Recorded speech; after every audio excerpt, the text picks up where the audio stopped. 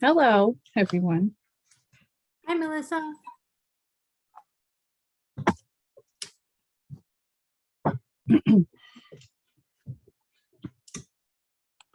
Waiting on Eric. Oh, there he is.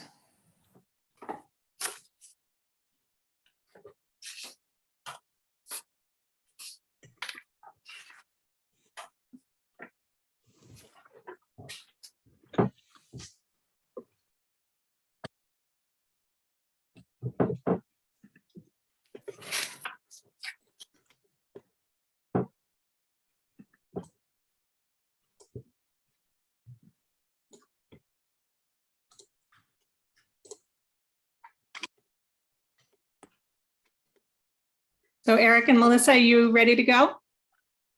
Sure. I'm just going to leave my camera out for a couple of minutes. There Okay. wasn't time for lunch. Yeah, I'm Okay. ready to go. You can have lunch now. Okay, I'm calling you. the meeting of the Shutesbury Select Board to order. Today is September 27th, 2022, and this meeting is being held via Zoom. So as always, I am going to first start by reviewing the agenda, and then we will move on from there. So after this, we'll have a public comment period, review Select Board minutes of September 13th. At 5:45, discuss the quitclaim deeds from Coles to Shutesbury and Shutesbury to Coles. 5:50, the planning board will be here to talk about amendments to the solar bylaw. And 6:05, updated COVID policy. Yeah. Rita, that one I need to reschedule to next week because of changes the Board of Health is recommending. Oh, okay. All right. So we'll just take that out. So we'll have a little bit more time if the planning board needs it. 6:10, the roof evaluation of the Shutesbury Elementary School. 6:20, review the Concom enforcement order release letter. 6:30, we have a request for a plaque for Harry's Hill, which is on Lots Pond Road. Then 6:40, discussion about safety down at Lake Wyola at the dam. And 6:55, we have change of manager application from the Shutesbury Athletic Club. And then finally, we have the town administrator updates. So any questions about that agenda, Eric or Melissa? No. Nope. No additions, one deletion. All right, so we'll go ahead and as usual, open the floor up for public comment. And again, I ask if you have a public comment to please use the raised hand feature. So I see one, Les. You're muted, Les. Good now? Yeah. Thank you. Let me lower my hand. My name is Leslie Lichanik. I live at 61 West Pelham Road. And tonight I would like to comment regarding the Conservation Commission's August enforcement order for Lot 032 that was issued to the town. The Commission's recent September 23rd letter to the Select Board releasing the town from the enforcement order, and the Joint Commission Select Board public meeting held last Thursday, the 23rd. The enforcement order clearly describes and documents a series of activities conducted by the town on this property for several years, and concludes that the town and town officials had conducted activities that were within the jurisdiction of the State Wetlands Protection Act regulations and town wetlands bylaws, and that town actions violated these regulations. Further, the order stated that the town must assist activities in these areas subject to these regulations and the jurisdiction of the commission. The town violated state and local regulations, period.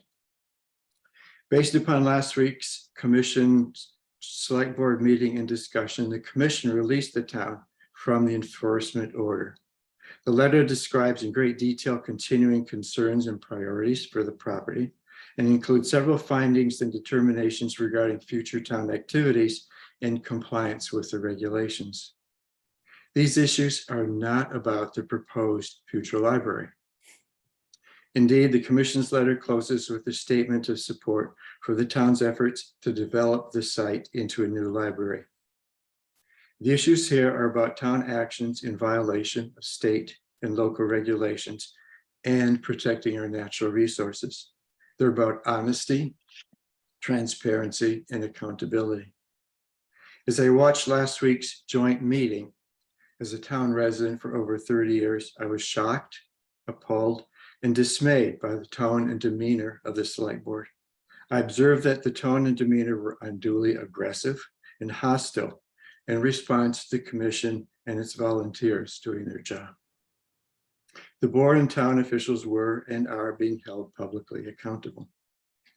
Instead of being treated with hostility, the board should treat the commission, town residents all, volunteers, with respect and courtesy, if not appreciation. I urge the board to change its attitude and approach when the board's review and response to the commission's release letter is discussed later in this meeting. I'd be happy to submit my comments in writing. Just let me know. Thank you.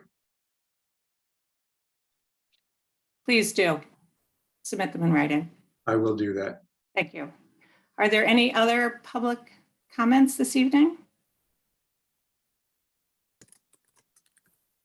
Tom? Hi, thank you. I just wanted to make a comment that I feel the select board, as the local licensing authority for the Shutesbury Athletic Club, has the right and perhaps even the duty to call the Shutesbury Athletic Club to task on such items as whether they serve free alcoholic beverages, which would be a violation of Massachusetts regulations, and whether the Shutesbury Athletic Club can show any evidence of its tax exempt status as a 501c7 social club. Whereas when I have made attempts to find verification of that status, I cannot find any IRS Form 990s, nor Massachusetts Form ST2, which I believe would be required of such an organization, nor any evidence of an application by the SAC for such exemption status with the IRS over the years. Thank you. Thanks. And Tom, we did receive your email Thank you very much. to that effect.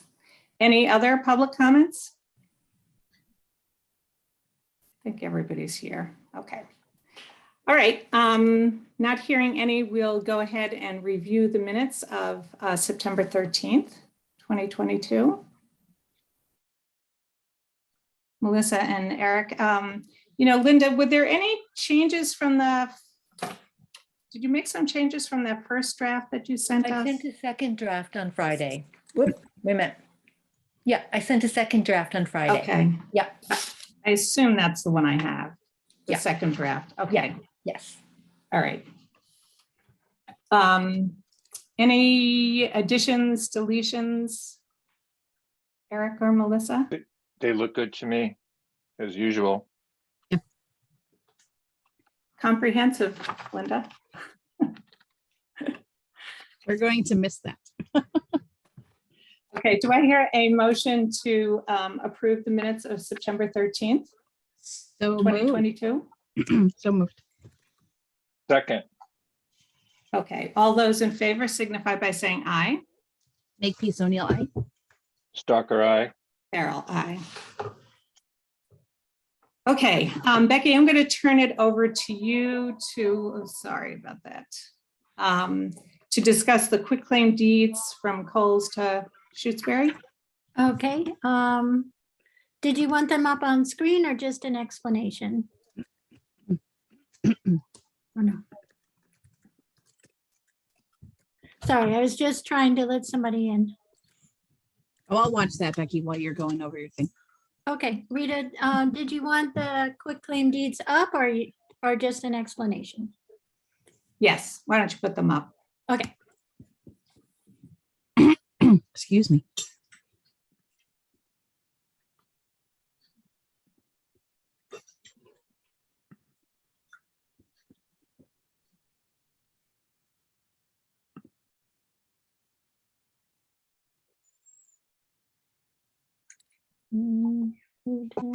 Right.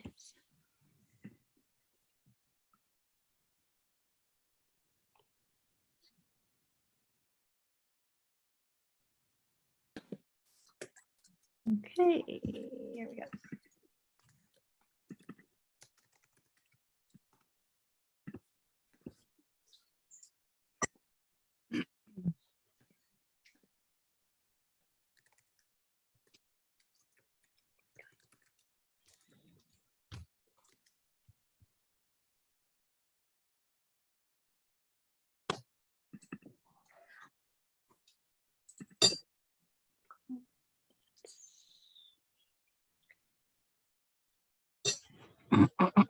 Shutesbury, Shutesbury Town.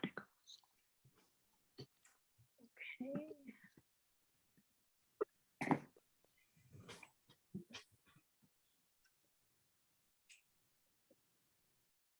If you don't have them, you can, They're right here. okay. Hold on, I'm sorry. Everything moves around right when I set the Zoom up. I apologize. Then the Zoom. And we'll appreciate my slowness when we have a big gap later in the meeting. Okay, screen share. There we go.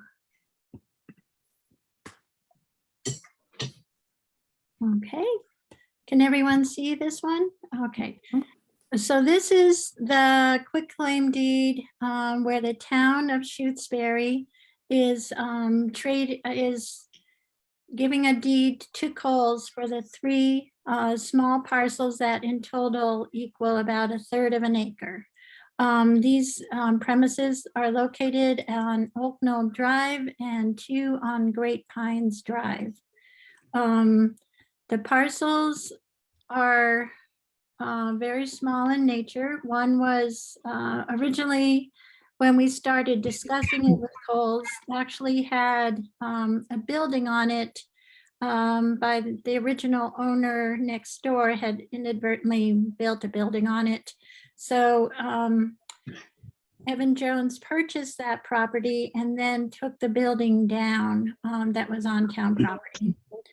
But the main issue at hand is that the town was in need of acquiring land to drill a well to deal with the contamination, salt contamination of the Watkins well. The Watkins reside behind the highway department and have since 1987. And during that time, their well became contaminated. The town was, when we learned of this, we went through many different solutions for the problem, trying to find a mechanical way to solve the problem, and then submitting to drilling on the Watkins property itself.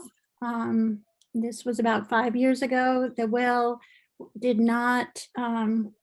was not a good well. Even there was still salt. So we ended up searching for a new solution.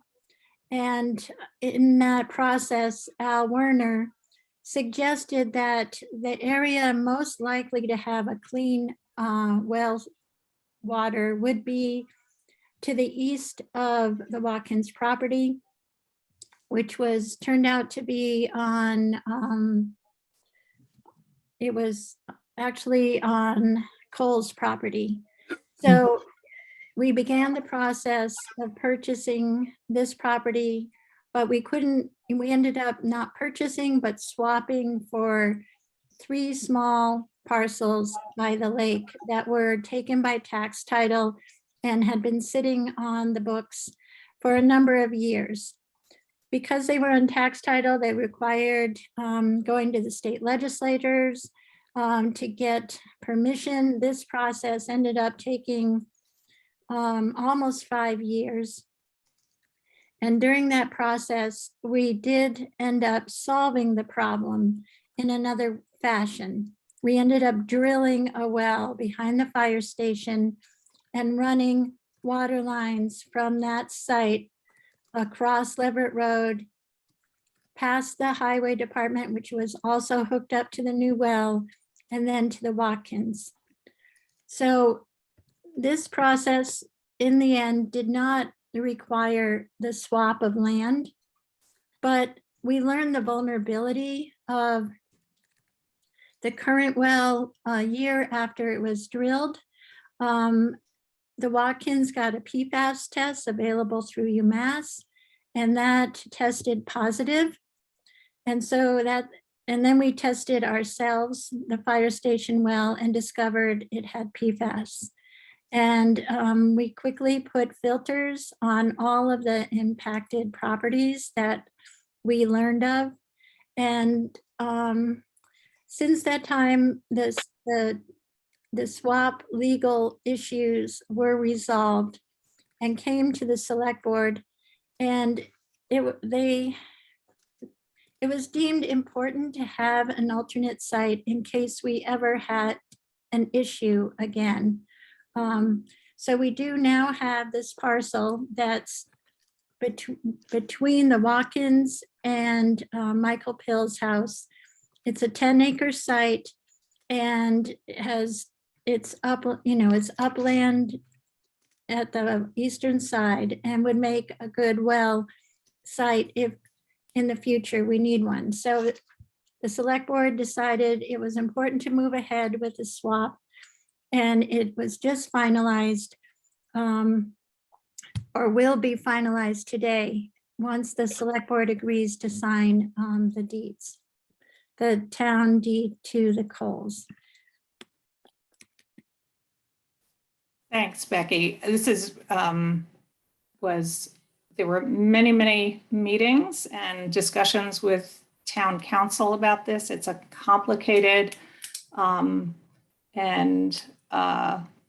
it's been a complicated and lengthy process, but I think we're finally there.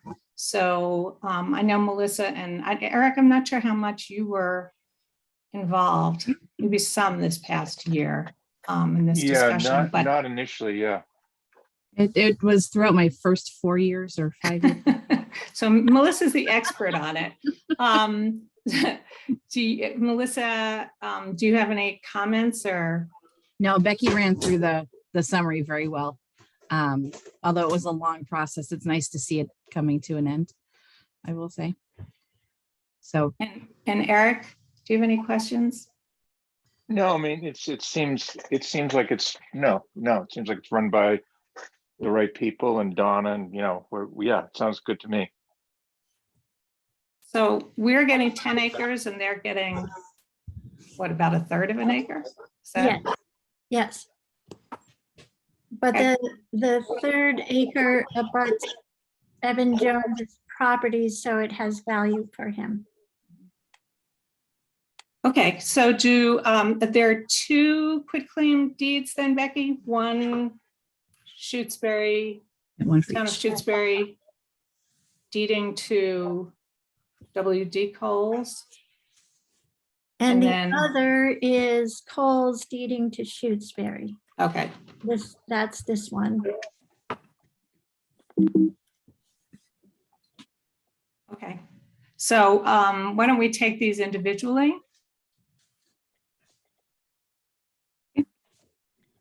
Okay. I can see the top, we'll make a motion. You take me to the top, Becky. Okay. Very top. Right there.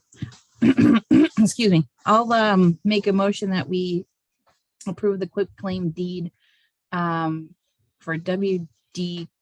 Coles for the address of 134 Montague Road, Mass. This is Amherst, Mass. To the That's town. their location. That's their location. Oh, that's there. I'm sorry. To the town of Shutes. Let me do that again.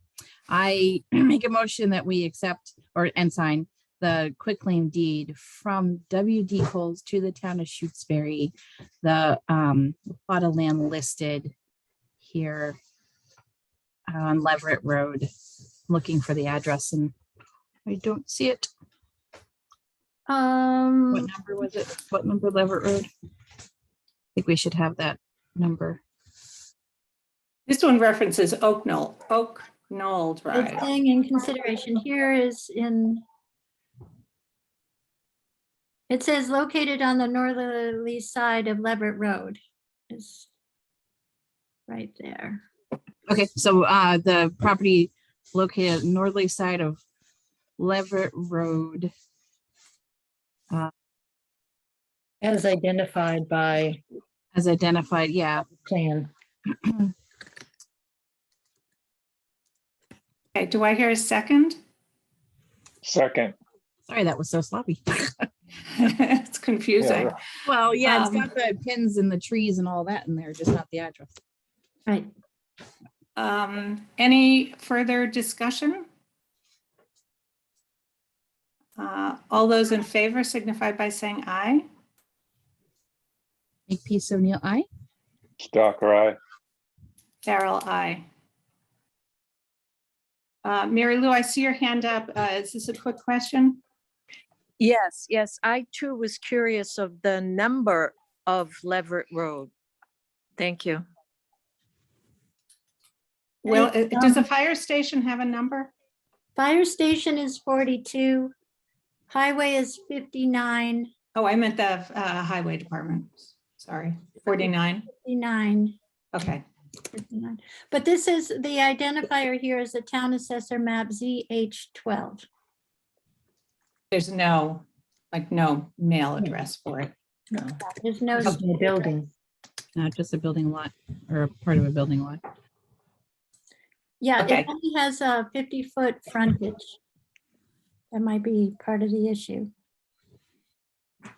Okay, so we want to do the other deed. Yeah.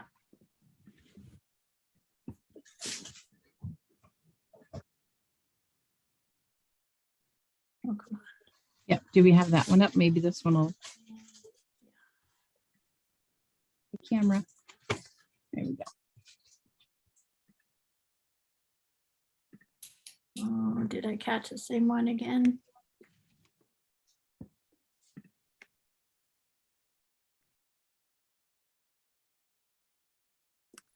Okay, I'm sorry. Was there a vote? no, there has not been a vote yet. Okay, So do you want to go ahead and just vote these both at the same time, or can you we see can that? go, we can go ahead and do the first one. So all those in favor signify by saying aye. Makepeace O'Neill, aye. Stalker, aye. Farrell, aye. So you want to, I'll make a motion that we accept and approve the quitclaim deed for the town of Shutesbury granting WD Cole's property on Oak Knoll Drive and Great Pines Drive. is there a second? Second.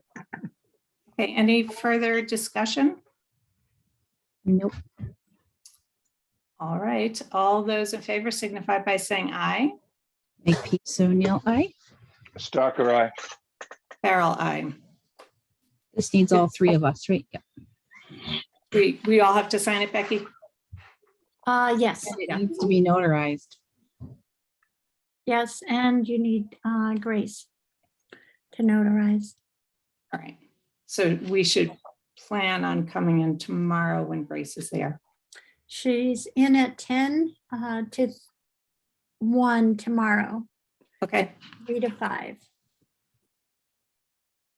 You said 3 to All right. 5. Oh, good. I can sneak up afterward then. Great. okay. So the next item on the agenda is the planning board presentation of solar bylaw amendments, and Michael is here. Anybody else from the planning Jeff- board, or you Jeff is handling here. it, Michael? I'm Yeah. handling it, just my Jeff's your backup? cohort, yeah. Okay, So as you saw in the email, basically according to statute, you guys have to see it, discuss it, and then you send it back to the planning board. We've got a hearing scheduled for October 17th for the public hearing component, and noticing is ready to go. The major changes, Becky had asked me to supply you guys with a copy that had highlights of the areas of changes, which were in blue. But The primary reason we opened it up for amendment was the SJC in June heard a case related to solar regulation for Waltham, which I think I spoke to you about, called Tracer Lane. And we wanted to get ahead of that to make sure that our current solar bylaw is compliant with the SJC decision. So the first major addition was the background piece. That's the very beginning. The other items I just mentioned, we incorporated energy storage systems only for those related to large scale ground mounted. So the whole question about residential is no longer applicable. It doesn't show up here at all. There's a couple of new mitigation items that we included, stormwater and noise among them. We updated the notification process and we added some clarification and additions to historical protections. So it is longer than the last one. And then the only other thing I would add at the very beginning, which is part of what we'll have town meeting vote on, but is separate from the solar bylaw, is that we're adding a new category in the use table under energy and utility, which is about standalone energy storage systems. So it says as a principal use, and that's for energy storage that is not a complement or an accessory to any other use. So not an accessory to residential, not an accessory to solar, but only if the state's rolling out standalone solar, standalone battery storage. Wendell has I think it's 100 megawatt. And Amherst has got one in North Amherst that's popping up. So that's the quick summary. So if you guys have any questions, happy to answer them. And again, you don't have to vote to approve or anything. It's mostly just that we have to have this conversation.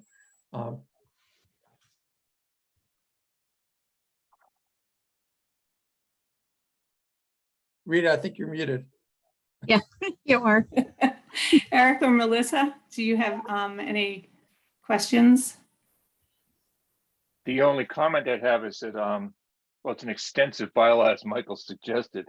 And I'll be honest, I think we might need a little time. Not if we don't have to prove it, I understand that. So I do probably have questions, but we don't have 7 hours to discuss all this. So Right. Here we Come are. come to the public hearing. Yeah, that's the point. Yeah. Yeah.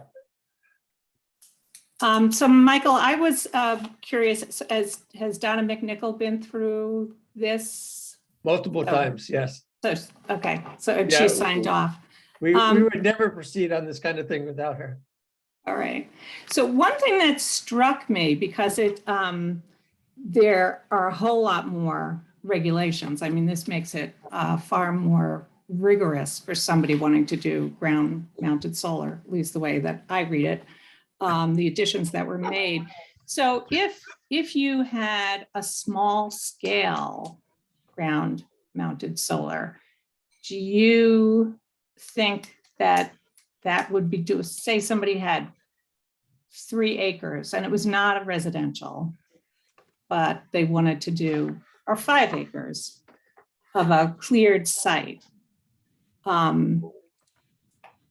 It would seem to me, anyway, if I were the developer, that it would be prohibitively expensive if I had to follow all of these regulations. I think Jeff should answer this as well, but some of them we tried to parse out large versus small in that regard. But, I think what we were very cognizant about was, especially in regards to Tracer Lane, that while we added some things, it was clear that we couldn't be prohibitive on its face, meaning that if you just looked at this stuff, regardless of how we applied it, that it would mean that you couldn't do it. It might not be commercially preferable for somebody, but it's not being prohibited in that regard. And I think the other thing I would just mention is that some of the stuff that we added reflects conditions that were in for Wheelock. So rather than have them be unstated and then added later in conditions as part of the hearing process, that they were sort of clear and apparent to anybody going into the process, that those are things that the town thought was important. But Jeff, do you want to add anything? Sure. Yeah, a small scale is up to 1.5 acres in the bylaw. So that's the break point between small and large scale. And it's some of the prohibitions that affect large scale don't affect the smaller scale. So it would be easier to do smaller scale in Shutesbury. Jeff, you said 1.5 acres? 1.5 acres, yeah, 1.5. So, but if you were at 2 acres, then you would be bumped into these guidelines. Right, and that's the way the bylaw was originally written. We didn't change that. So that's the break point. You know, all in all, I don't think it's that much more restrictive. In fact, my part in all of this was to make sure it wasn't that much more restrictive, because that's my reading of the court case. I think a lot of the length of it is it's just riddled with justifications. And Michael got some advice from a pretty reliable source close to the SJC that those are the kinds of things they look for, justifications. Actually say it, why you're doing things in the bylaw. Don't just say it's prohibited here. Say why, citations. So I would say probably 3 to 5 pages are that kind of justification that's been added in response to that court case.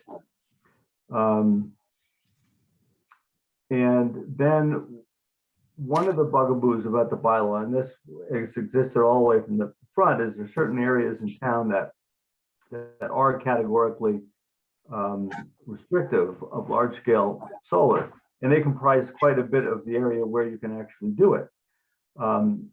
But we decided to highlight the fact that you can get a waiver for cause, for justified waiver, and we put that right up in front of that section, so anyone reading the bylaw would know that they do have a shot at a waiver. It's just not a facial denial. You can go for that waiver. So, and we went through all of this stuff with Donna. I mean, I'm sure Becky has seen the bills. But anyway, I think we're in good shape. It is long, but it came out pretty well. Yeah, the one thing I would add, just because Jeff reminded me in terms of the justification, the advice that we had was we're allowed to regulate on the basis of public health, welfare, and safety.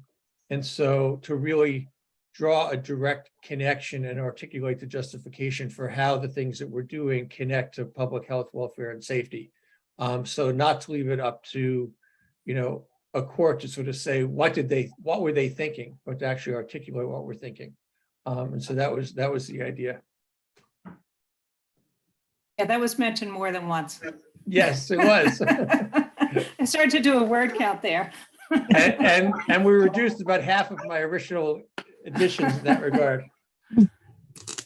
Okay. Jeff, your hand is still up. Are you done? Okay. Becky, did you have a question? I had 2 just quick questions. The first one is number 7, mitigation of noise, on page 7. I was just wondering what it says construction or maintenance activities shall be limited to Monday to Friday. And was there no limitation on days in the prior? I recall there being worked on Saturdays when necessary, but there's no allowance for that with this. Well, I think so. There's 2 parts. I mean, the waiver that Jeff talked about, I believe could kick in if someone had a need to do that. But This reflects what the conditions were with Wheelock. We just sort of put this up front as opposed to add it into the conditions. So I guess it'd be interesting to say why someone had to do it, but you know, if it's just expedient for construction, then it sort of begs the conversation. Did you find where the section is? Because what the waiver Jeff highlighted is under C habitat impacts. It's on page 9, quite a ways from. No, there's one at the beginning as well. Oh, there's one. Yeah, the reason it's in that second section, as Jeff said, is we want to make it explicit that if anyone was reading that section and trying to figure out where to put it, that we wanted to reiterate that the waiver was in place. But it's earlier as well for, I can find it, but. Does that mean that everything within the bylaw is subject to a waiver? Yeah, it's 810-3. In the case of a special permit, such waiver requests. No, hold on, that's not the exact part of it. It's up on the first page. Yeah, it's 810-3C. Yeah. Yeah. The planning board may waive or reduce any special permit requirement of this section 8.10 by the same majority vote. And this was put in at least one amendment ago, maybe 2 amendments ago, I think. So probably like 2020, we added this updated waiver. There's always been a waiver, but we got more specific about it about 2000, I guess it was 19, because we didn't do it during the pandemic. So if you're a construction company attempting to install one of these sites, you said if they needed to work on a Saturday, they would have to get a waiver from the planning board? Yeah. And what is the reasoning for adding this? The noise? Limiting it to Monday through Friday and not allowing anything on the weekend? Because it's really noisy and impacts residents that are abutters. And so the idea is maybe someone would want a weekend and it wasn't unreasonable. So if there's a compelling reason, they can come for a waiver. But looking at a lot of other bylaws that, you know, some don't have noise provisions, others do. But a Monday to Friday was sort of a norm that seemed reasonable. I don't believe we have it in our own noise bylaw. Well, Becky, you could come to the public hearing. This is not intended to No. go to have a public Can I hearing. ask one other question? Yeah, make it quick. Okay. On sea habitat impacts, I was just wondering what this overall change really does. Does it mean that biomap 2 is now, I'm sorry, biomap 3 is biomap 3 impacted by this change dramatically? What's the change caused by the additions to number 2 in habitat impacts? Biomap 3 is not publicly available yet. It's being worked on, and so somewhere in the next year it's supposed to come out, but it's not finalized, so no one's seen it. But the idea was that this would be future-proof so that when it comes out, it would be applicable to biomap 3 as opposed to not having mentioned, since we know that it's on the horizon. And the other language that added is, again, it's more of the justification. I would say for pretty much everyone, including myself, if you just looked at the titles of these things, you wouldn't have any sense of like, what does that really mean? If you say core habitats, everyone would read into it. So the more specific, and the fact that we're tying it to both the 2010 Biomap 2 report, but the Commonwealth's Clean Energy and Climate Plan for 2025 and 23, and the SMART regulations, again, sort of underscores that we're tying it to what the Commonwealth has set as priorities. So it's not an arbitrary decision, but we're looking at these land areas in particular with the labels for the core habitats and the critical natural landscapes and the habitat of potential regional, those are all labels that the state supplied and set of priorities. And so we're just citing that. So it's not just the planning board who came up with the idea. It's basically what we're trying to say. Is there any part of Shutesbury that is not in biomap 2? No. There's, Yeah. This is what you see. Yes. Okay, we have a couple more comments. Mike Vinsky? Yeah, thanks. Mike Vinsky, 391 West Pelham Road. I just got lost here a little bit. Is these changes, are these based on, or are these for large scale ground mount systems or both large and small? It covers ground mounted. The definition, as Jeff referenced, is at the beginning, differentiates between small and large. Not all of the requirements that are in here pertain to both small and large. There's places where there is some difference, although a lot of it is overlap. Would you say that's correct, Jeff? Yeah, it rewrites the whole bylaw, but still keeps that distinction between small and large. And well, then just real specifically then, as what Becky was saying, no work on weekends, does that pertain to large or small? That one I think pertains to both. Okay, all right. And when is the public hearing going to be? October 17th, Okay, 7 thanks. p.m. Small would not be the backyard solar that people are putting in all over the place behind their houses. That pretty much doesn't. That site plan review from the zoning board doesn't really come under this bylaw. So, Right. yeah. And just quickly, if you know, the work on Saturdays, if there was a site where it could be accessed without passing, it was very low density area and not a lot of residences around, kind of back in the woods, that wouldn't disturb anybody. And no one at the public hearing indicated any objection. That's the kind of waiver that could possibly be granted. Just depends on the location, the setting, and the people who live nearby. Right. I think it also is worth noting in that language that there's an exception for an emergency.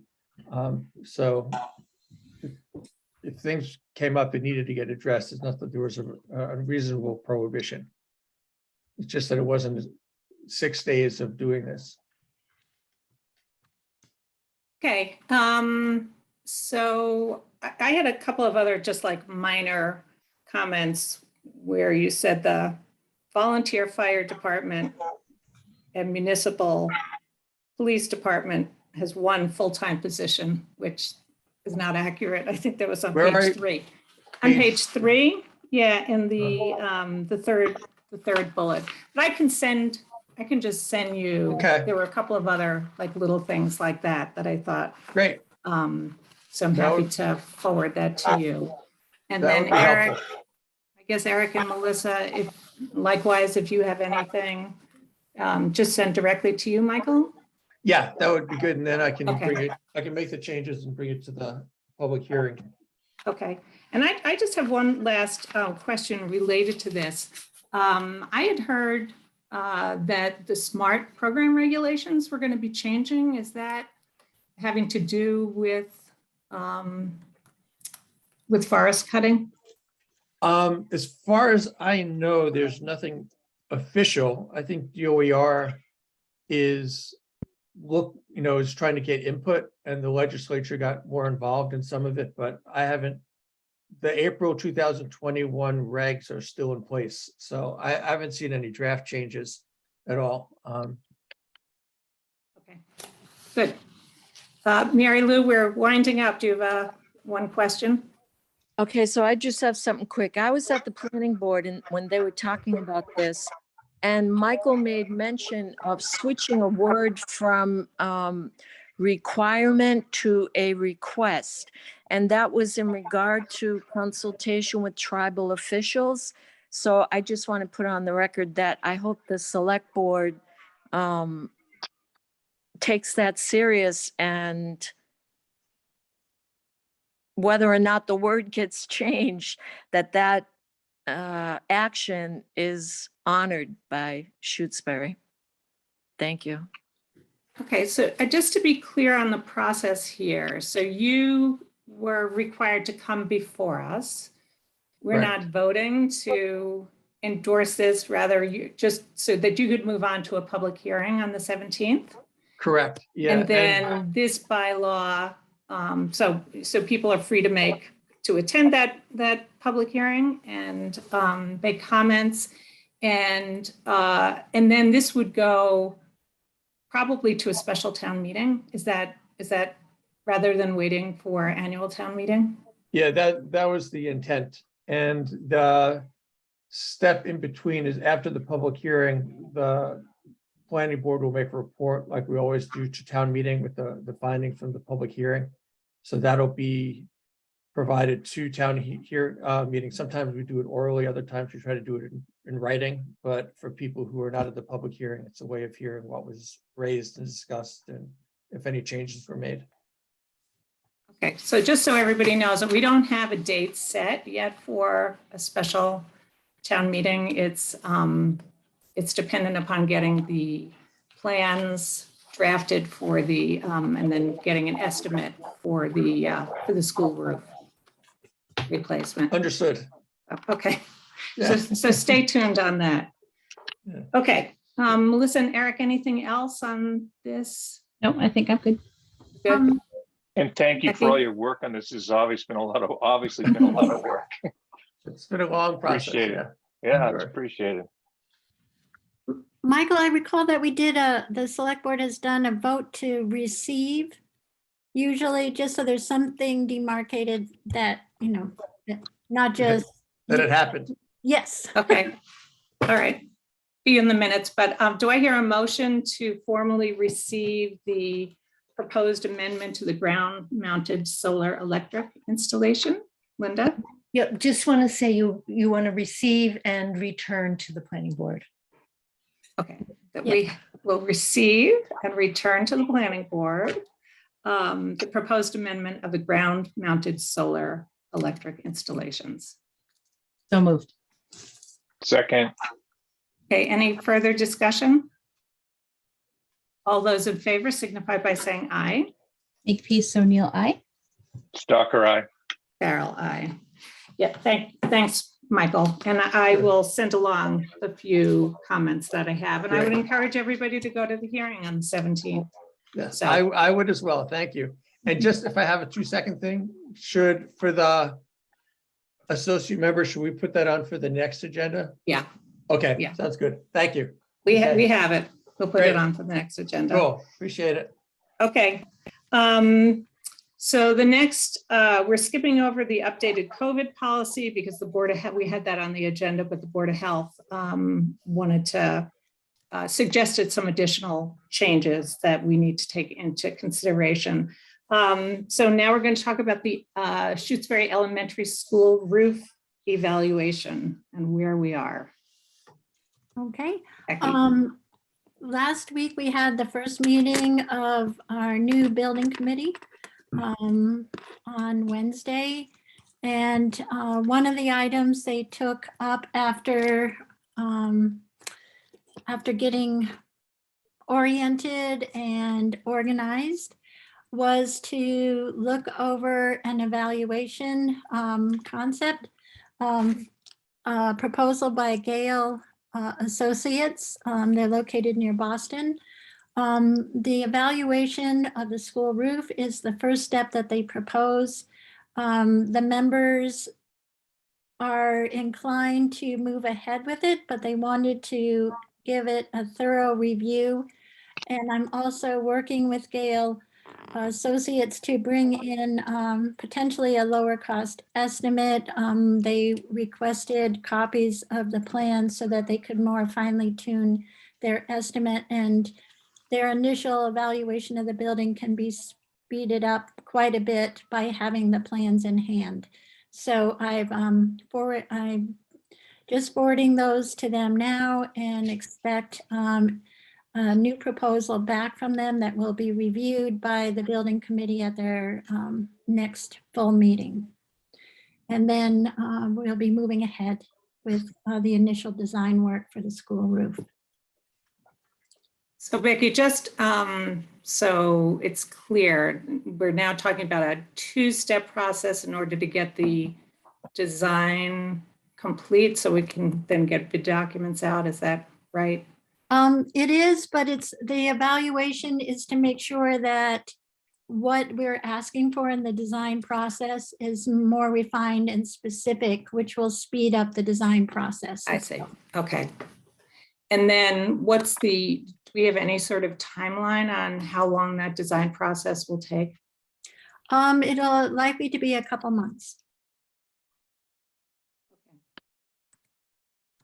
Eric or Melissa, any questions?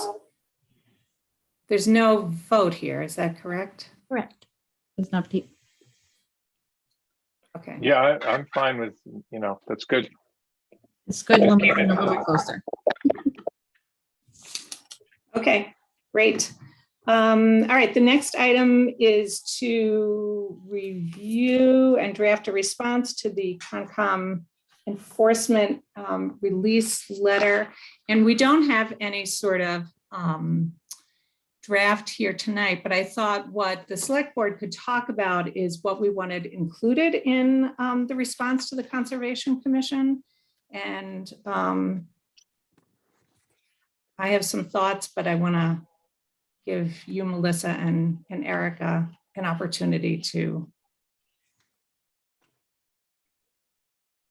Well, I think we clearly want to say that we want to apply for the permits that they're asking us to apply for, that we're in accordance with their permitting process. We want to be.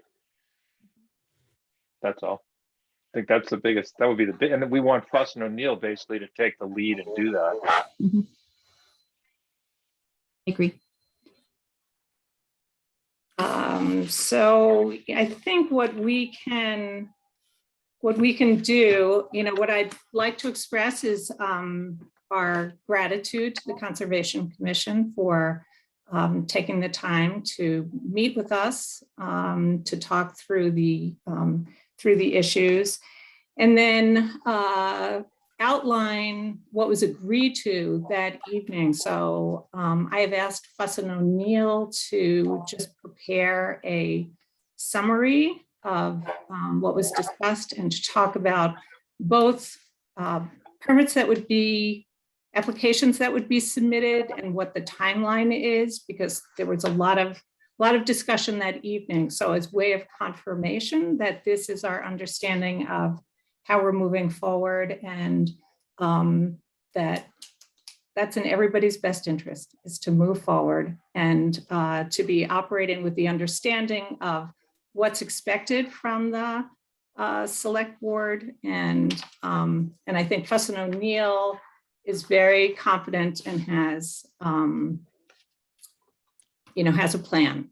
And starting with, I believe, the Conservation Commission meeting second week in October, of actually doing some initial submissions.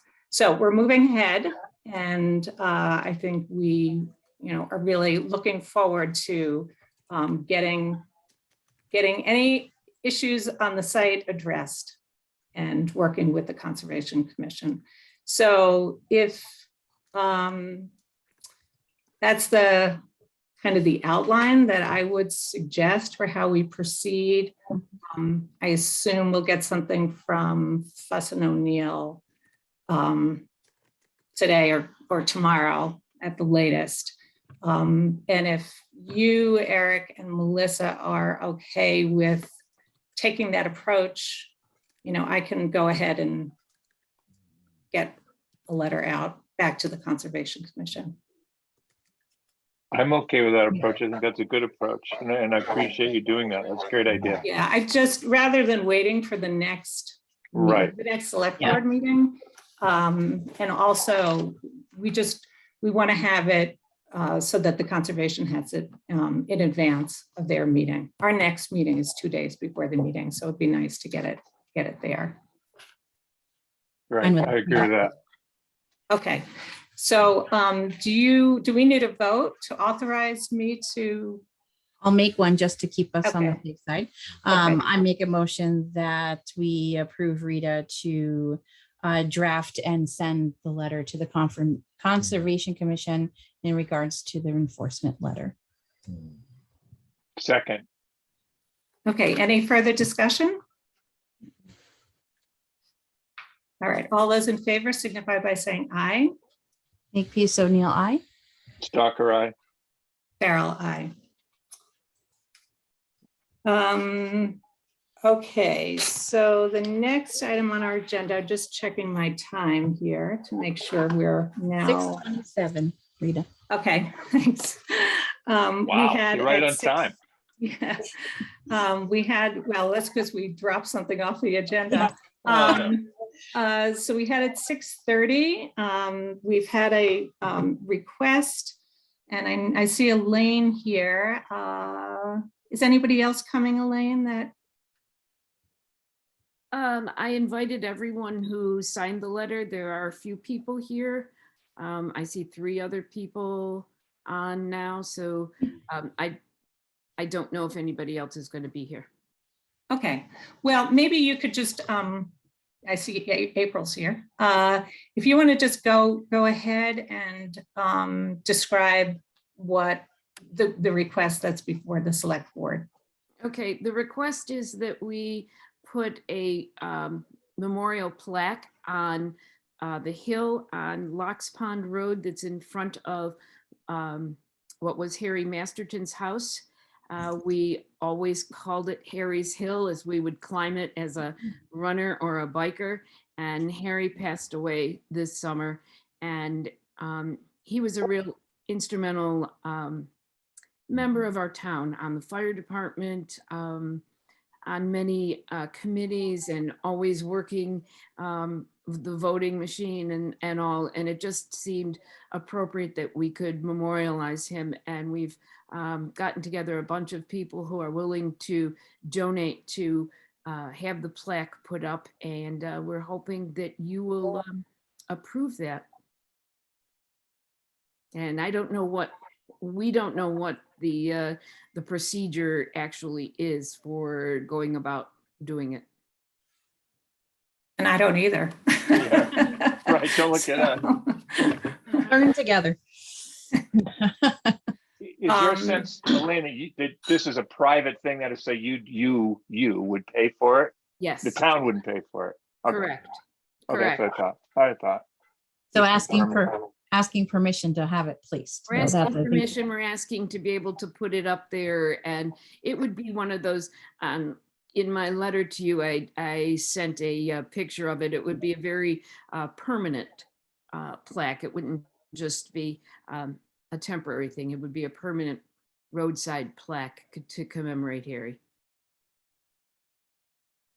So I see a couple of hands. I don't want to go through a lengthy discussion about this. I know there are a lot of people who are in support, and I do want to address sort of what our policy is, because, you know, for me, it would be, what if somebody else wanted to do another plaque in town, and had it, you know, how are we making decisions about what is and isn't appropriate?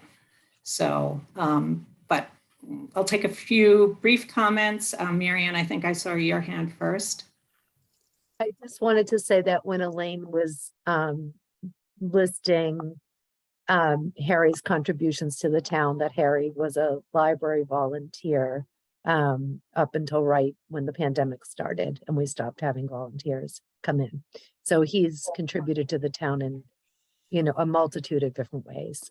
So, and I support this endeavor. April, and then Penny after that. There is a precedent in when our former town moderator, Bill Randall, died, that the road to the boat ramp was named after him.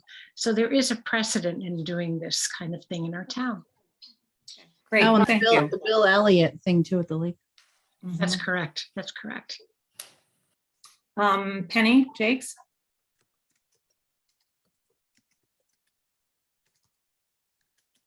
Penny, you are muted if you wanted to speak. Thanks. Just a quick comment, a very minor correction to what Elaine said. It was actually Jean's farm. It's been in Jean's family since early in the last century. And I would love to just see some modest reflection of her as well in all of this.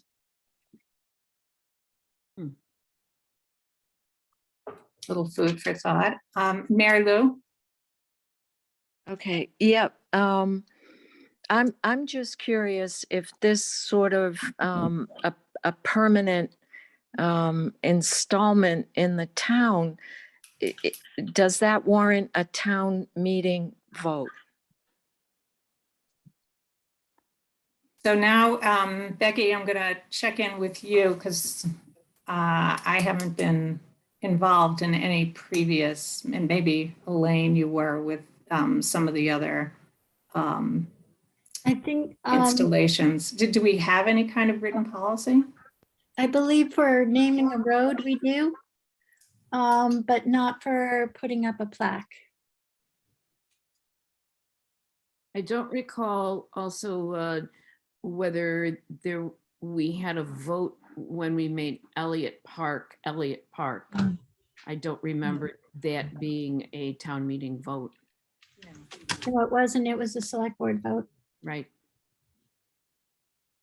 I think that the basis of the select boards voting on these issues is that you're in charge of property within town and roads. So it seems that the plaque falls between naming a road or naming something of permanence, like the dam. When the dam was named, I think it was actually named by proclamation of the governor. It was done at the state level.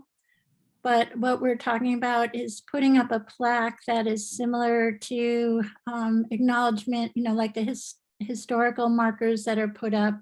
It's an acknowledgement and statement describing something. It's not altering the name of the road. It's, and I think, so I believe with the permission of the select board, it's allowable, but I will double check with Donna to be sure before we erect it.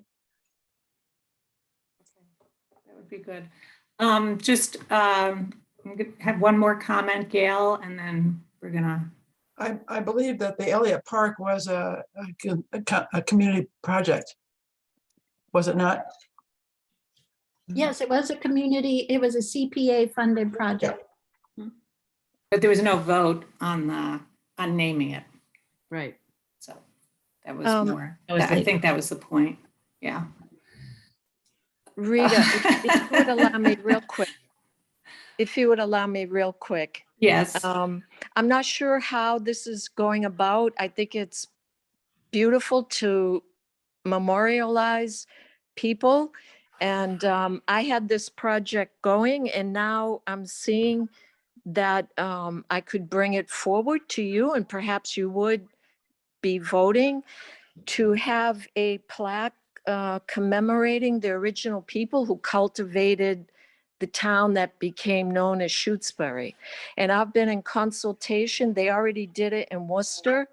So I'm happy I'm here this evening, and perhaps next meeting, I will be asking the same. Okay, thanks, Mary Lou. Thank you. Okay. Any other comments, questions?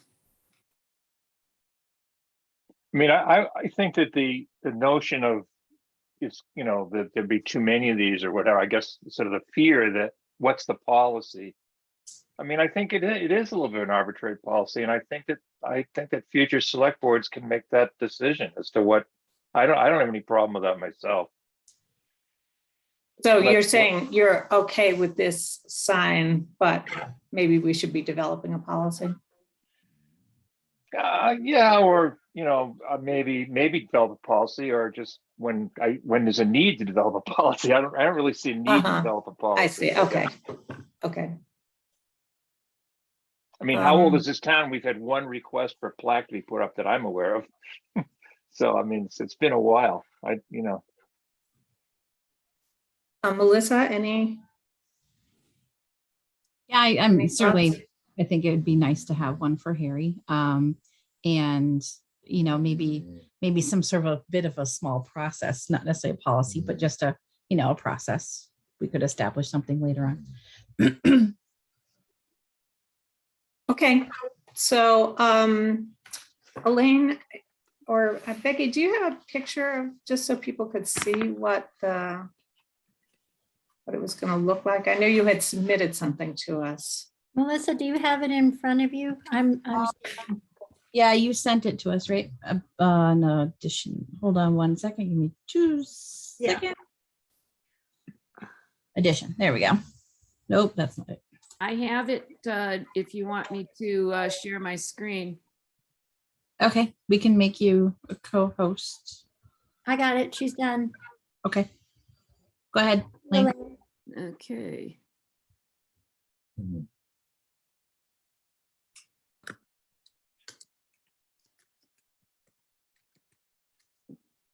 Okay, here it is.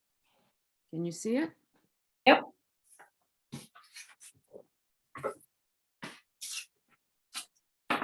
So Okay, just so that's just I pulled that one because that's the type of plaque that we're talking about. mhm. All right, so do I hear a motion regarding the plaque for Harry's Hill? So moved. Second, Is there a second? yeah, we should allow it. I guess that's, Yeah. it's a motion to allow it. I'm assuming. To that's allow what it, is. that's correct. Yeah. Okay, all those in favor signify by saying aye. Makepeace O'Neill, aye. Stalker, aye. Errol, aye. Elaine, just a quick little nod. I know Penny said something about something for Jean. Maybe Harry's Hill at Foote Farm, and that way it brings in Jeannie's family into that. I know, just a suggestion. Thank you. We can do that. We can definitely do that. Becky, you said that Tim knows where to get these and how to. The one you just showed is a little more substantial, but I think we do have a flyer, a book that comes in regularly that might have those in it we can order out of. So I will save the next one that comes through. I know at all the MMA conferences, they have vendors that have things like that. So I should be able to find, I should be able to help you find something Great. pretty easily. Yeah. Thank you so much. And thank you, Select Board, for this. Really Thank appreciate you. it. To bring it forward. Okay, so the next item on our agenda is to talk about the dam at Lake Wyola. And Eric, I know you're on the Lake Wyola Advisory Committee and really knowledgeable about what and have been hearing firsthand about some of the problems at the dam. And we did have quite a while back, a letter from the dam keepers and the assistant dam keeper about concerns. And I think with the increased usage of Lake Wyola and the number of vehicles and people parking not in the assigned parking lots, but parking along the street, the dam has just become more and more visible and has been used a lot. So Eric, could you just outline what some of the issues are and what the discussions have been with Lake Wyola Association? Sure. I mean, I think the general issue is we have this dam there that theoretically people aren't supposed to be on, and that it's being used a lot by residents of this town and residents of other towns for swimming and tying up boats. And I should actually let the Kinders talk about this. They've actually written the letter and they're very well aware of what's going on. But I think the general issue is, I mean, it raises liability issues for the town. That's the concern to me, is that it raises liability issues and dam safety issues. And well, just that. I mean, yeah, just that. So what So do we Eric- do? That's the question. As Eric pointed out, John Kinder is with us this evening, who's the assistant dam keeper. So John, do I'll see- let you. I see Howie too.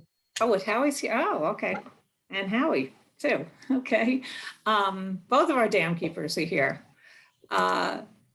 So, maybe, I don't know, Howie or John, if you want to take the lead. I mean, you detailed, a lot of the concerns, and maybe if we could hear from you kind of what your experience was this summer, and what kind of what do you think the major ongoing issues are with the use of the dam for things other than just damming the water? Howie, you want to go ahead?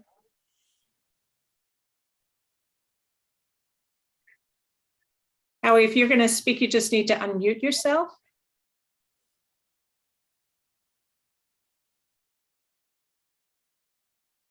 I think he's leaving it to you, John. Well, we sent a letter a couple of years ago. Yep. It was in August of 2020. And kind of in reaction to the number of conversations we found ourselves having with people down at the dam. And it seemed that it shouldn't be Howie or I policing activity at the dam, especially when there didn't seem to be any concrete policy about how the dam was supposed to be used. It seemed obvious that there are certain dangers to using the dam in certain ways, not the least of which is a 10 to 12 foot drop off the back of it where somebody could get hurt. As far as this year, I found myself down there having a discussion with a lady who had set up a birthday party, and she was very nice. It was a very amicable discussion and everything, but she had kids on there. There were skateboards there. There was a grill out there. She had a table that was blocking entrance to the actual gatehouse if I had to get in to do anything, which I didn't. And I was down there talking to him in response to one of the other neighbors that borders there about maybe, and he notified me, maybe we should go down there and talk to somebody about what's going on down at the dam. So we see varied uses.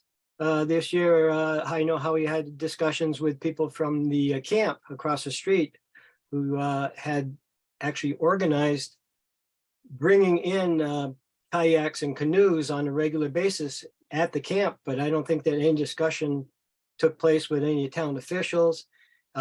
We do, when we go down there, and it's Howie more than me, but when he goes down there, the first thing he has to do is a lot of cleanup, and he expects that too. But we've seen some damages done to the spillway. We just see a lot of questionable behavior. So we thought it was behoove us to notify the select board of what we see there, instead of us trying to decide how it should be handled and us actually having to police activity there. And it's a shame because the fishermen are not really a problem, and fishing there isn't really a problem. And maybe even most of the swimming isn't a problem. I saw an adult group there this year that had tables, chairs down there, and we're sitting there and just enjoying the site and everything. But it just seemed like there's no policy. And who do we supposed to talk to? Are we supposed to be talking to people about it? It's a dangerous area. It's not a swimming area. It's not a boat launch. Doesn't see any policies. And now the neighbors that are just north of there, the Zapparillos, recently had a survey done, and we found that, well, we do not own that entrance way where everybody walks down there to the dam. It belongs to the Zapparillos, and they've put some signs up there that say that it's private. I think that's because of liability issues.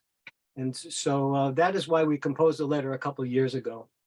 And I'm probably missing out on some things.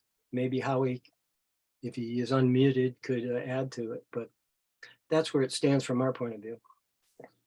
I remember one early conversation, it was probably when I just first got onto the board, talking about doing some posting down there. So was it ever posted for were there ever any postings at the dam regarding usage? There are a few signs on the dam about, and it is marked out, and we do have floats as to an area where they shouldn't be in swimming, and they shouldn't be fishing within that area, because that's where the actual opening is, which is not really a problem until we actually do open the gate. If somebody was swimming there at that point in time, that could be a real issue, because they could get sucked down against the gate. And there are other signs there, one of which a number of people remarked, and I kind of agree, it says, use this area at your own risk. And I think a lot of people interpret, okay, let's use this area. And I just think it's a municipal facility. It's not a recreation area. I hate to restrict, you don't want to go towards the lowest common denominator or anything. You hate to restrict everybody from using it, but what is the policy? As far as what you did say at the meeting, I looked at the minutes for that meeting a couple of years ago and the discussion, and Chief Fernandez at that time was going to ask his officers to do some more patrolling down there. And to answer your question, there was some more signage put up down there. I just want to mention one other thing. I'd given a copy of that letter to Eric Stocker, and at a Lake Wyola committee meeting, I also gave one to Catherine Hilton, because one thing that's not in that letter is there are no facilities down there as far as porta potties. And you can be sure of what's going on down there when there's, there is not facilities to handle it. So just seems like it's something that gets put on the back burner. I'm mostly afraid of some little kid with a skateboard going off the backside. I am too. Be good. Not the least of which is liability, but I mean, somebody's gonna get hurt. It's gonna happen, I think. Right. No, that's It hasn't all happened yet. true. It has not happened yet, that to my knowledge. So Can you hear me see- now? I see that. Oh, Howie, you want to? There's Howie. We can hear you, Howie. Yeah, another thing is on entrance to, like John was saying, the entrance is changed. The only other entrance they have been using is further down, and they have to cross the brook. It's fine this time of year, but in the spring, there's no way anybody's going to be crossing that brook. And that's just one of the other problems we're going to be facing here shortly. Would they be on town property when they were crossing the brook? Yes, They are, okay. that's town property, but it's, well, even they're using it now. And they gotta step on slippery rocks when they're crossing. And something's gonna happen, I'm afraid, anyhow, one of these days. If I could make one other point, bring one other thing into it, is the fact that the culvert's going to be repaired next year. And so if you are going to make some sort of determinations, and even if you are going to accommodate some sort of way of getting out there, it probably could encompass it into that whole project that's going to take place. It's a good time to take a look at it. I see that our police chief has joined us. So Kristen, do you have some perspective on what you saw this past summer with regard to the dam?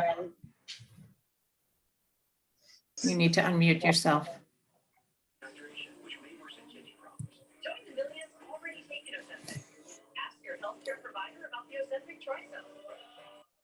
Okay, maybe not. Okay, so other questions, Eric? Becky? I don't have a question. I just wanted to comment. Eric had inquired about the insurance. Oh, I am here now. Oh, Sorry. Okay. Well, Becky has a question. Oh, Yeah. sorry. My phone was on the fritz. Okay, I just wanted to make the comment in looking into the liability question that Eric raised. We're in an interesting position because if we continue to allow swimming and fishing at the dam, we are covered by the recreation statutes. And so therefore, the liability is reduced. Anything that happens, an accident because of recreation, we are not liable for. If we establish a policy saying we don't allow any swimming or fishing at the lake, or even if we just say no swimming, and something occurs, then it goes against our insurance policy. So it's an interesting twist. It's not intuitive to what Eric was saying, that we have a great liability there now. But because we don't have a policy against the swimming, we currently are covered by the recreation statute and are not liable. I have one question on that. Go ahead, Howie. As far as I know, the dam is not listed in Shutesbury as part of recreation. It's not one of the things that's on there that says this is a recreation area. And that's what I've been telling a lot of people. When they start giving you a hard time, you know, you're allowed to swim here and you're allowed to fish, but this is not part of the town's recreation area. Am I wrong on that? I don't think, okay, so they're just saying because we allow it, we're covered by the recreation statute. That doesn't make, the main purpose of the site is it's a dam and it has a function that isn't recreation. So when you look at it's, that's the main category. So I think both things can be right, Howie. That it, because if we were to establish a policy against swimming, then it's no longer falls under the recreation statute. I see. Okay. Kristen, I don't know if you could, if you heard, maybe you could just describe kind of what the observation was of the police department from this. Yes, summer. absolutely. Can everyone hear me okay? Yes. Yes. Okay, I Yep. apologize. I'm usually on my computer, but I had to resort to my phone today. So I'm a little out of practice with Zooming on a phone. Yes, so this past summer, although it was maybe not as typically busy this summer, and I believe that was because of the gas prices and things of that nature, at least that's what people were telling me, we did see a lot of people at the dam. And unfortunately, what we were seeing was some unsafe practices at the dam.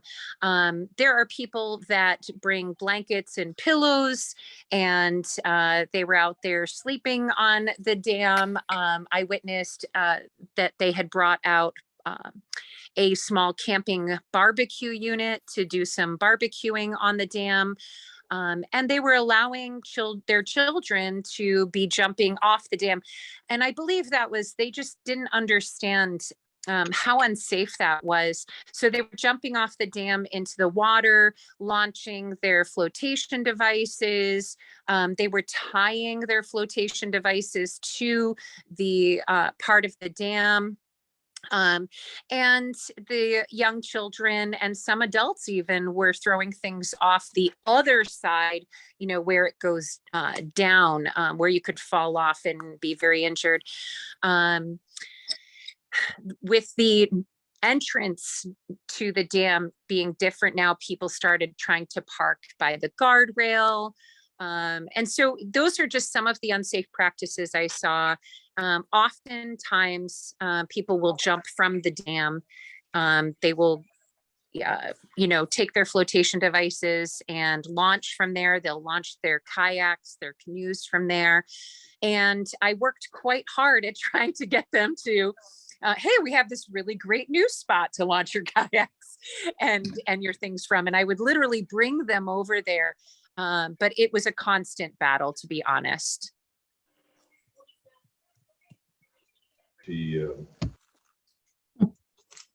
Howie or John, either one of you want to add to that, or? Well, that's true.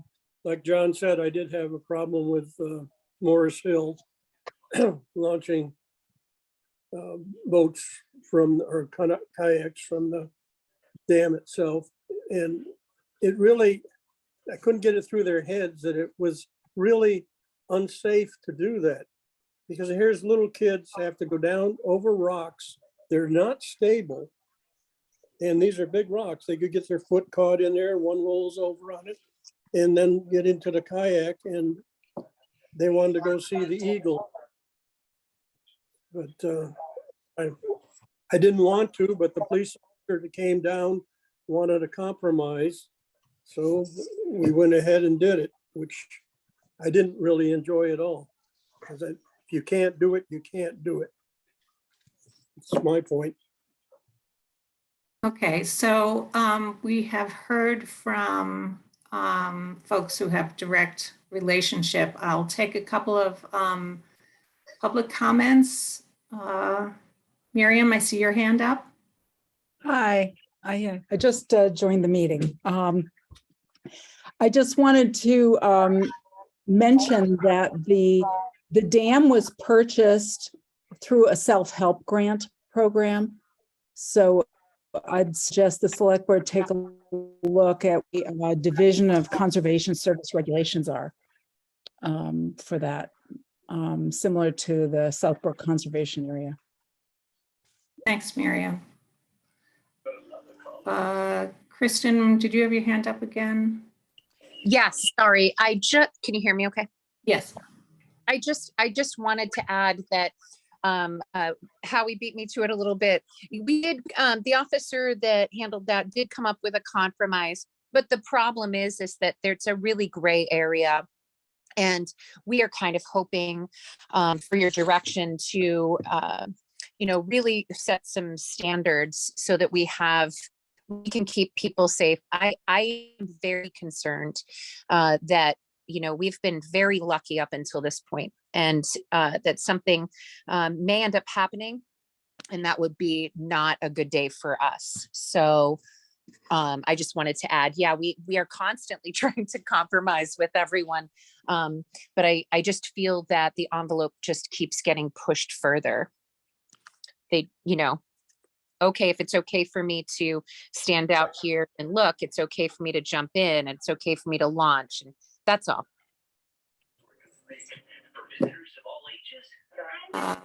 Okay, so Melissa and Eric, do you have some suggestions as to how you want to move forward? I'm at a loss in the sense that it seems like if we ban activity there, we're likely to ban activity that we don't really want to ban. I mean, you sort of have to ban everything, I guess, if you banned activity. But let's just say we want some local person to be able to go fishing there or whatever it may be. I'm not clear. I'm just not clear what the liability situation is. I mean, in other words, if we allow things to happen there, I'm a little unclear what Becky was sort of saying. Like, if we allow things to happen there, it falls into recreation, so we can make a recreation, so we're not liable for it. Is that what that? If some kid falls in there and drowns and dies, I mean, we're not liable for that? I can't believe we aren't. Eric, what I was saying, the response from Maya was that if there is, if we're not saying, if we don't have a policy against it, we basically are allowing it. And by allowing the recreation to take place and not, we do have signs saying, safety issues, but we do allow it. So we fall under the recreation statute, which takes away the liability under those situations. Did she say, Becky, if we could limit it instead of outright ban it, could we limit it to fishing and swimming or is that creating a policy and that negates it? I Like guess those other things that were mentioned. Yeah, if the policy includes recreation, then you'd continue under the recreation statute. You would assume, but we can. I didn't know if we could define what we consider recreation at that particular location. You know what I'm saying? Like these recreation activities are okay, these ones are not, that sort of thing. Yeah, but like that's if you're saying you sort of can't- creating your policy. Yeah. You can't launch your kayak from there, but you can dive off there or something, but you can go swimming. Yeah, but I'm not sure if that really I'm Well, not you're sure- getting into a policy at that point, right? So that might negate it too. Could I add some information that might be helpful? Sure. In Go ahead, Kristen. the times that we are often seeing the issues are after 8 in the morning and throughout the entire day until about, I would say, sunset. And then we don't really see those issues anymore. And that's because the people that utilize the space for fishing and much more safely are utilizing it before 8 o'clock. The fishermen down there tell me that's the best time to go out and do their fishing. And there are some people that we have locally that will not jump off of the dam, but utilize that little space to enter into the water and do a swimming lap as they've done for many, many years. The issues that we're really having, the unsafe practices, are really after about 8 a.m. and until around sunset. So 8:30 at night, 8:30 at night during the summer. So I don't know if that helps at all in limitation. You know, if you say this dam is not to be utilized from 8 to 8 or something of that nature, that's what I was. So if we were to do that, though, there would have to be some sort of penalties, and who's going to police it? I mean, obviously we can't expect that the police force is going to be down there all day, every day on hot summer days when it's being used. Right. I think that if we were able to do that and we had signs appropriately put up, eventually people would get the understanding of that and get tired of being, you know, shooed away. Just a thought, if that. Yeah, I had the same one too. Does it make sense we run this problem by Donna and see what, it just sort of seems to me it's a legal problem as much as anything else. Yeah, and Donna has responded to this issue 3 or 4 times. No, I know she has. So Oh. I'm sure Throws she'll it back to us. Yeah. That's where the Right. sign came from. Right. I would play the devil's advocate and say, why wouldn't we close it off entirely to the public? What's the loss, and are there not other places at the lake, including the new boat launch that was done by the Conservation Commission, where people could go swimming from there, that they wouldn't have to be, or fishing? Is there any reason to leave this open to the public when, for me, it's yes, it's a liability issue, but I don't want to see somebody get hurt there and that we didn't do anything about it, that we didn't take any action Right. as a select No, I board. agree with When that. we've had all these discussions, all the things that could go wrong. We've been really lucky up until now. But disasters, we know, could hit any time, and it just takes the death or the of a child or an adult, anybody, or severe injury, where all the liability in the world doesn't really make up for that. That we're not liable doesn't make up for that. So and that's sort of the way I think about it, is that this is as Howie and John have described, it's an accident waiting to happen. And we've seen, we've seen a lot of very risky activities there.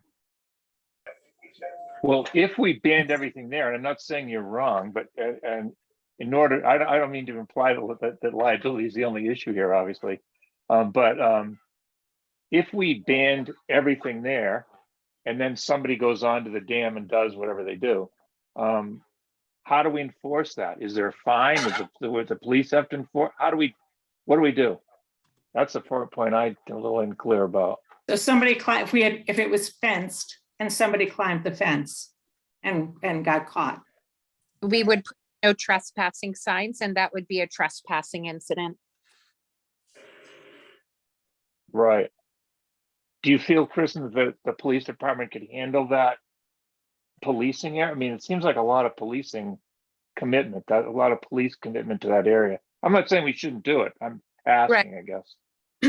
I feel that because I feel very strongly about the unsafe nature of things that have just been getting worse over the few years that I've been here, the few summers that I've seen. It's just more and more at the dam than anything. And I feel that we would be happy to, and I've talked to the officers, we would be happy to be down there and enforcing, you know, more strict rules in regards to the dam, just because not one of us wants to see what the potential of what could happen there, you know. And you know, this year alone, we had some young people wandering around. They had gotten away from their parents. They were wandering around. I think fencing it off would be so much better of a situation to patrol, to police, if that's, you know, the word we want to use, because you know, I feel strongly about guardianship over this town and the people that visit our town, and I just don't want to see anything bad happen. So I think knowing that that would be something we were doing to make things more safe for the community and those visiting, I think it's appropriate. So we're over our timeline, but this is a really important topic and I don't want to drop it again. I want to get some, you know, and I think Eric and Melissa, you're in agreement that we get some resolution and some decision about a policy. What I would like is, I know that there are people, some of whom are still here, that use the dam. And, you know, I'd like to put something out to the community to sort of describe the predicament that we're in, and to see if there were any reasons, anything that would sway us from making a decision to severely limit or create totally off the dam as off limits. And that works for our police department, because I mean, Howie, you can't be the one, you can't be out there policing. And, you know, we need to, we the select board need to take the lead here. So I would encourage anybody, again, oh, Howie, go ahead. Just one other thing. If you do allow people to go out there, are you going to make a safe way for them to get to the dam? Right. Other than crossing the brook? Right, right. I don't know what the new culvert really involves. You know, maybe we'd have a better idea, but yeah, I think we're moving in the direction of more limits rather than Make it easier. Yeah. I'd be Well, curious. Excuse me. I'm just curious what John and Howie think of it. What do you think? What do you think we should do? You're the ones that are affected by it. It's more than anyone, really. It's you got to stop some of this things that are people doing that are dangerous. The swimming and the fishing we've been able to live with, but the other problems that are going on, like, well, another one that they do is some of the kids, or I shouldn't say kids, some of the people get the big rocks from the lake side of the dam, then go over to the back and try to bounce it off the pipe that the water's coming out of. I can go down there and show you right now which rocks they are, because they're doing that all the time. But that's neither here nor there. But if you're going to allow people there, you're also going to have to find a way for me to get there.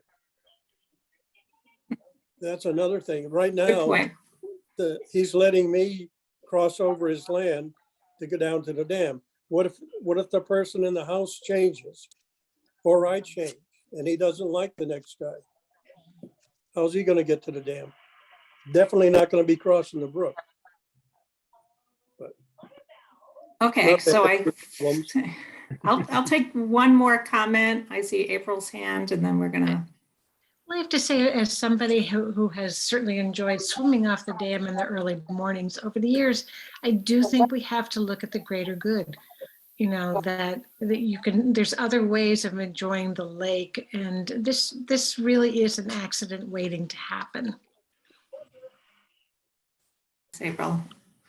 Okay, so Becky, can you put this onto the agenda for our next meeting? And does somebody want to volunteer to, one of the select board members want to volunteer to begin to draft some guidelines or policy about the use of the dam?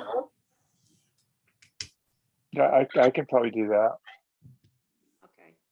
And I think, it sounds like consultation with Kristen as well as Howie and John would make some sense. And then from the Lake Wyola Association, if there's anybody, because you're our rep to that, just about what we do. But I also assume we need to know what the design looks like when the culvert goes in. What is that whole area? Does it look really different? We have plans that can give you a pretty good indication. Okay. But it doesn't create a pathway on the far bank from where it used to be. Okay. All right. So it's just replacing the culvert, but there's nothing really on the other side. Well, it's then. on a hill. The other side, there's some trees at the top, and then there's a grade down to the water where the stream is. It's quite a significant grade down that way. Okay. Great. Thanks, Eric. And as I said, so our next meeting, I just want to make sure I have that for anybody here who is wanting to know what that meeting is. So today is the 25th. It's the 11th. It's October 11th. So at the October 11th, and today's the Okay. 27th. Okay, so Tuesday, October 11th, we will have this on the agenda. Okay. Again, and thanks for Howie and John and Kristen for coming this evening to talk about this. Okay, the next item on the agenda is the Shutesbury Athletic Club has submitted a change of manager application to the select board. And Linda, can you just go through what the process is for this? Okay, so I would just like to acknowledge that Mark Oshevsky, the president of the board of directors, and Jennifer Boren, who is the applicant for the change of manager, are here.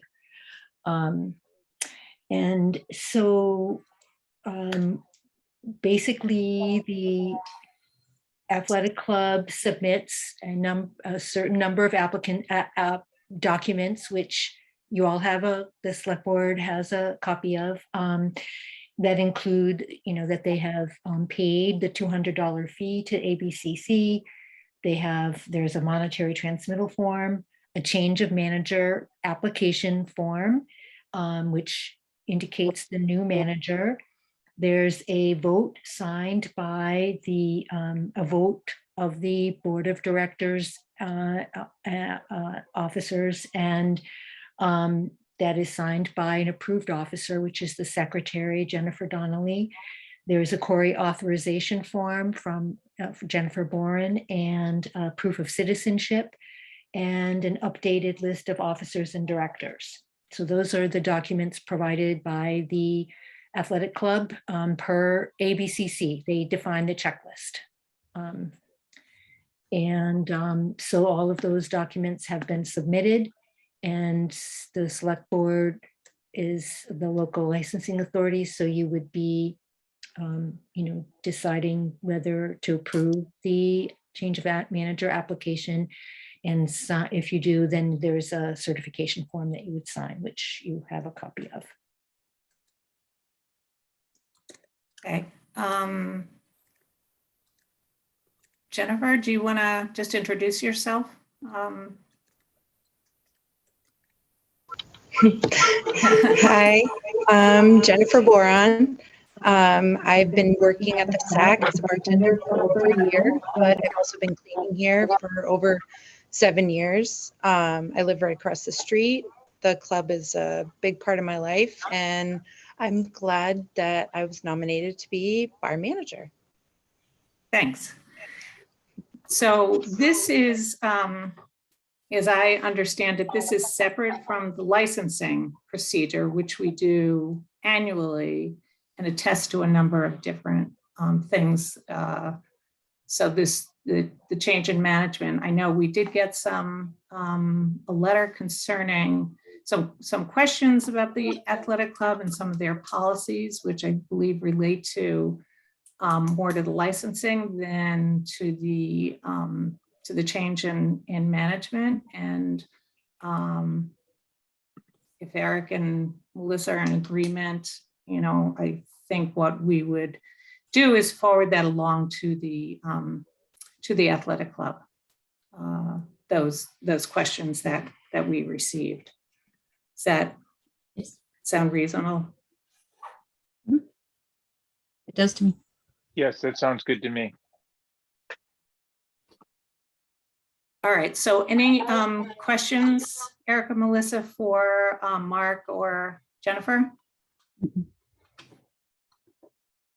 No, I don't have any. And Rita, I just wanted to answer your question that yes, this is separate. They're changing the manager. So this is separate from the annual renewal process, which the athletic club will be in the process of preparing for during the month of October and November. That process they have to sign all their documents for that process in November. And then you would be reviewing their licensing, their club license at that time. So in late November or December, and it's a January 1, right? Yes, yes. Okay. Any questions, Eric or Melissa? Nope. No. So Mark, did you have something you wanted to say? Yeah, I would just like to say that, just to make sure everybody's aware that there's a separation between bar manager and president. Those are two different positions. Jennifer is going to be the bar manager and take over from me from bar manager. I'm still going to be the president. So I just want to make sure everybody's aware that there are two different positions. Okay. Thanks. All right, so do I hear a motion then to approve the Shutesbury Athletic Club's application for change of manager? So moved. Second. Any further discussion? Okay, all those in favor signify by saying aye. Makepeace O'Neill, aye. Stalker, aye. Farrell, aye. Okay, thanks for coming tonight, Mark and Jennifer. Okay, thank you. So there'll be the local licensing authority certification form in your boxes in a red folder for you to sign. So it will be there so you can sign it when you come in tomorrow to do the other documents that you need to do. Okay, and then then all of that gets submitted electronically to ABCC. Okay, great. Good, thanks, Linda. You're welcome. Okay, and last but not least, town administrator updates. Okay, last week, people might have seen a number of quickly moving trucks that were hauling gigantic pieces of concrete, making their way to the fire department. We are now in full receipt of the new culvert for Locks Pond. It has been placed extremely carefully in a patchwork pattern behind the fire station. The pattern was designed between the work of our new fire chief, Lenny Zermonka, working with Tom Van Torrey from MAS Construction.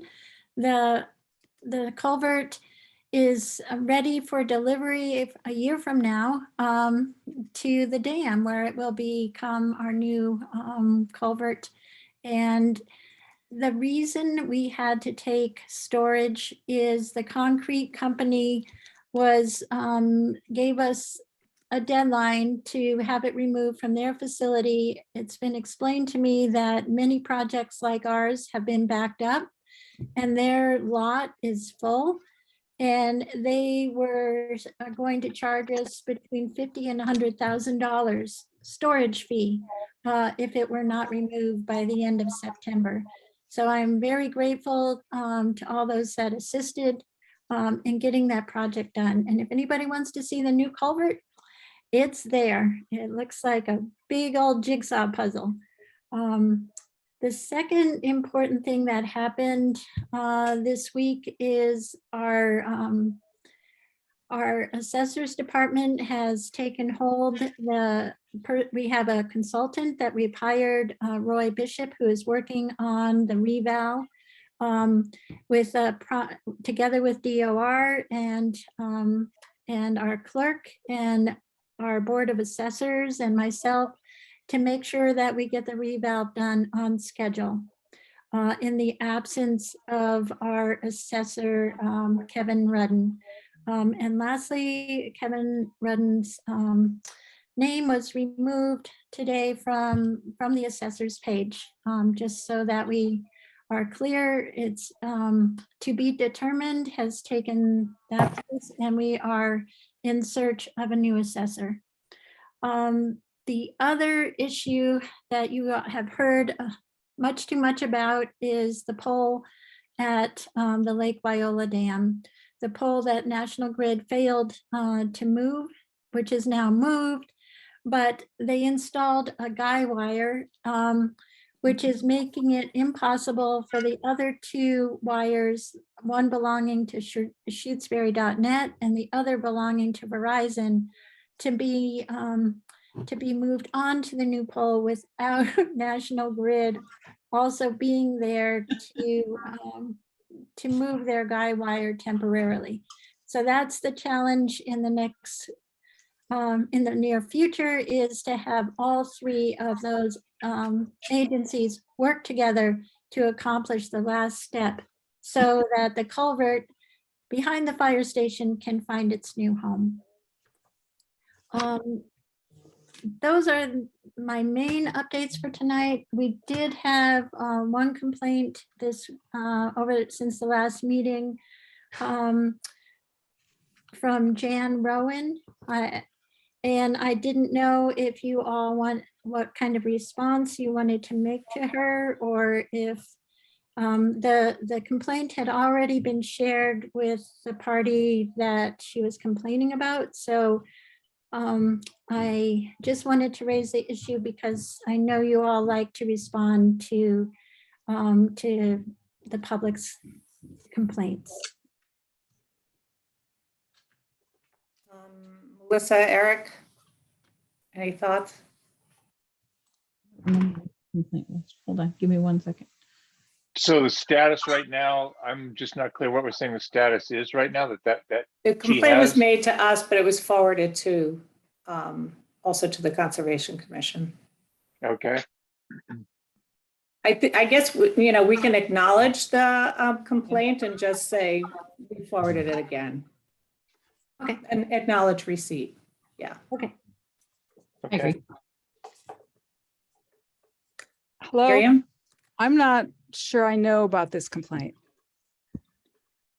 Well, we'll make sure it was regarding the meeting about a month ago with the Douglas NOI.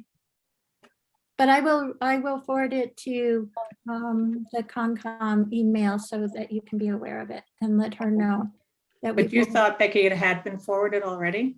That's what it says. It says, I'm forwarding Yes. a communication I sent to Concom last month in regards to an upcoming NOI. It was August 26th when it was sent, Miriam, if that helps. Oh, look. Well, Miriam, we'll send it to you anyway. Okay. So, Okay. okay, anything else? When is the building committee meeting again, Becky? That was under, there's a flurry of emails. Oh, okay. So they don't have a happening date. right now. I think we do have a date. If you just give me a second. Okay.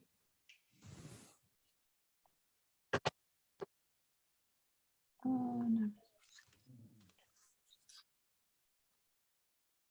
It's unclear. They're attempting to have a site visit first, but Frank's our secretary of the building committee. He Oh, can- okay. Frank, do we have a date? Oh, you need to unmute yourself. Sorry about that. Yeah, I had logged off. I thought it was done. Yeah, I think the 12th, the flurry was confusing, and I realize now we're meeting the 12th to start procedural things. So the next meeting will be the 12th. We will not be looking at the school that day. I remember that. We're just going to be meeting and talking to and starting how we're going to do things. Okay. Great. So it's Good. Thanks. Monday, oh, no, it's not Monday, sorry. Wednesday, the 12th. The time to be determined, because that was in the flurry of emails that I can't get through all of them. Miriam, did you have another question? Or is your hand just still up? I just looked, and yes, we did see that email. Oh, okay. And this was for an order of conditions that we issued at our last meeting. So, yes, we're aware of it. Okay, so anything else, Becky? No, that's all I have tonight. All right, Eric, Melissa? You should run a railroad reader. Look at the 7:30, unbelievable. Just gotta keep it going. We're over, so. Linda?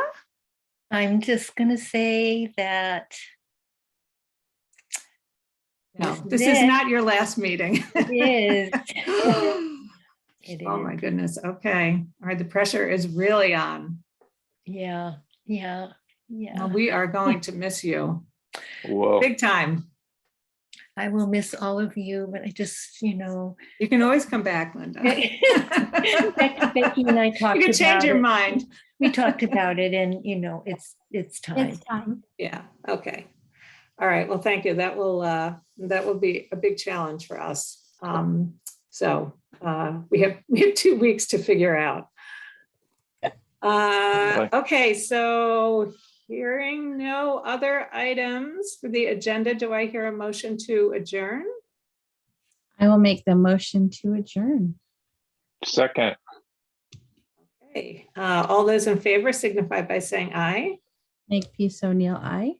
Stalker eye. Farrell, aye. Good night, everybody. Thanks. Night. Good night. Thank you. Bye.